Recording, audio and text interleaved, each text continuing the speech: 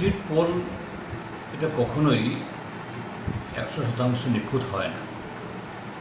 হ্যাঁ, হতে পারে কখনো কখনো এক্সিট পোলের তাদের পূর্বাভাস মিলেছে, কিন্তু এরকম ঘটনাও হয়েছে এক্সিট পোলের সম্পূর্ণ বিপরীত হয়েছে।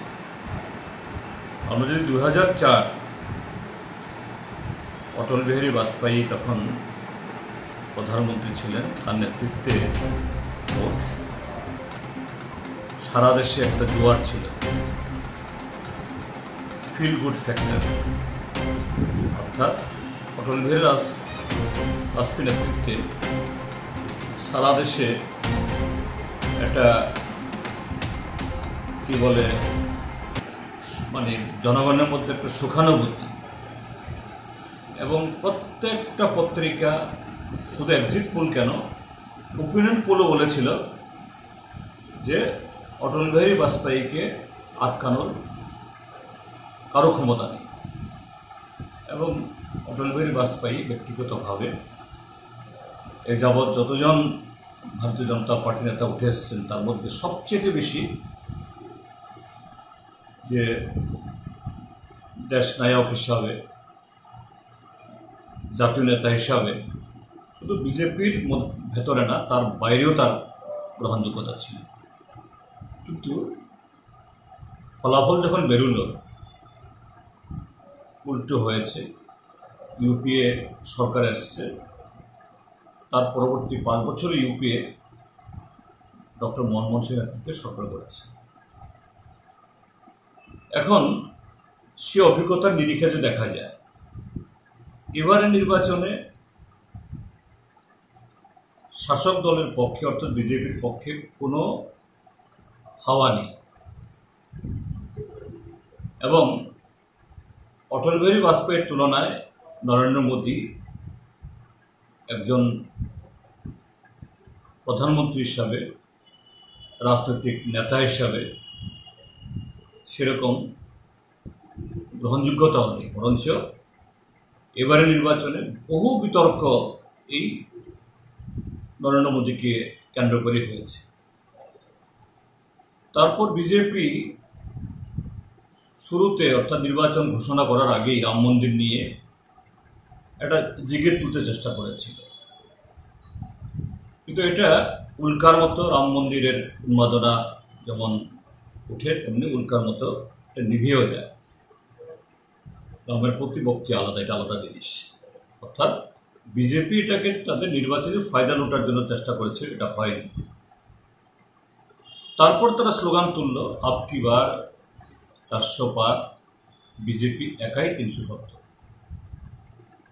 এবং মোদি গ্যারান্টি। কিন্তু এই নির্বাচনী পর্ব যত এগিয়েছে, first phase, second phase, third phase, fourth phase, বিজেপির এই যে প্রচারের ফানুস সেগুলো ফেটে যায়।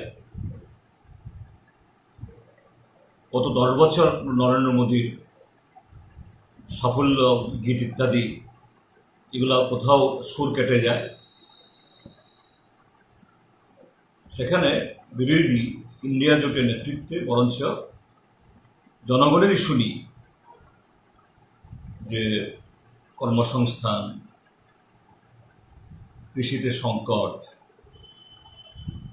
মুদ্রাস্ফীতি, দ্রব্যমূল্য বৃদ্ধি এগুলো আসে, এবং বিরোধীরা প্রচারের একটা ট্রেন্ড তারা সেট করে, এবং এর উপরে আলোচনা হয়, এবং মোদীকে তার 10 বছরের অ্যাচিভমেন্ট, সাফল্যের কথা না বলে বরঞ্চ বিরোধীদের যে ইস্যু তোলা, এখানে খণ্ডন করতে গিয়ে তিনি মুসলমান, মুঘল, মঙ্গলসূত্র,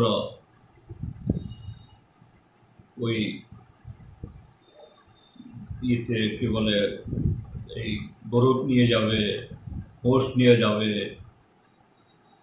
ট্রাইবেলদের রূপা নিয়ে যাবে, এইভাবে গোটা প্রচারটাই অন্য খাতে প্রবাহিত হয়ে যায়। তো তাহলে নরেন্দ্র মোদী সেই অটল বিহারী বাজপেয়ীর মতো তার সেই ক্যারিশমা নেই। এবং গত 5 বছর আগে নির্বাচন 2019 সালে পুলওয়ামা, বালাকোট, সার্জিক্যাল স্ট্রাইক নিয়ে একটা আবেগ তোলা হয়েছিল, এটাও এবার নেই, এটা হারিয়ে গেল। কিন্তু এক্সিট পোলে দেখানো হচ্ছে যে 5-6টা সংস্থা করেছে যে গত 2019 সালে বা তার আগের বছর এই প্রবল হাওয়ার মধ্যে যেখানে গিয়ে তাদের গাড়ি থেমেছে 350 বা তার একটু কম বেশি, এবার যখন হাওয়া নেই, প্রধানমন্ত্রী খেয়ে হারিয়ে ফেলেছেন এবং বিরোধীরা তাদের এজেন্ডা মোটামুটিভাবে জনগণের কাছে তুলে ধরতে পেরেছেন, তখন বলছে গত 19-এর তীব্র হাওয়ার মধ্যে যে সংখ্যা পেয়েছে, এবার যখন তার হাওয়া বিপরীত, তখন এনডিএ বা বিজেপি নাকি সে সংখ্যা থেকে শুরু করবে, 350 থেকে 390, 400 ইত্যাদি বলছে কেউ কেউ। কাজে এই জায়গায় বলছি যে এবারের এক্সিট পোল, এটার উপর আস্থা রাখা বা এক্সিট পোল অতীতে এরকম কখনো কখনো সঠিকভাবে বেরিয়েছে কারো কারো, কিন্তু এবার সেরকম সঠিকভাবে তার ফলাফল মিলবে এটা আশা করা খুব কঠিন। ইংরেজিতে যাকে বলা হয় যেন একটা এক্সাজারেশন, একটা গুজামি কোথাও।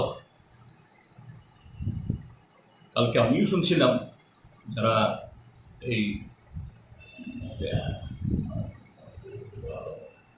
নিষ্ক্রমণ দিয়ে দিচ্ছিলেন, পূর্বাভাস দিচ্ছিলেন, কেন কি কারণে এইভাবে মোদির প্রতি আবার মানুষ আস্থা দেখাচ্ছে, যদি দেখা যায়নি তার কোনো ব্যাখ্যা নেই, একটা নিপাতনের সিদ্ধ না মোদ পাবেই। তো কোথাও একটা তার গণ্ডগোল আছে বলে মনে হচ্ছে। যে এই কারণে বলছি, আবার আমি এটাও বলছি না যে বিরোধীরা একেবারে তত্ত্বরিয়ে মানে সেই সংখ্যায় পেয়ে যাবে যেটা দেখানো হয়েছে বিজেপির এনডিএর সংখ্যা, এটাও বলছি না। কিন্তু শেষ পর্যন্ত 4 জুন ইভিএমে কি রেজাল্ট বের হয় তা অপেক্ষা করতে হবে। এবং আনন্দে আত্মহারা হওয়ার যেমন কিছু নেই, আবার কোনো পক্ষে নিরাশ হওয়ার কিছু নেই। তো বাক্সবন্দি আছে মানুষের রায়, শেষ মুহূর্ত রক্ষা করতে হবে। এবং এবারের এই নির্বাচনের ফলাফল যে সত্যিকারে কীরকম বেরোয়, এটা আমাদের এই নির্বাচনে একটা নতুন ইতিহাস একটা তৈরি করবে, আমি এটা আশা করি।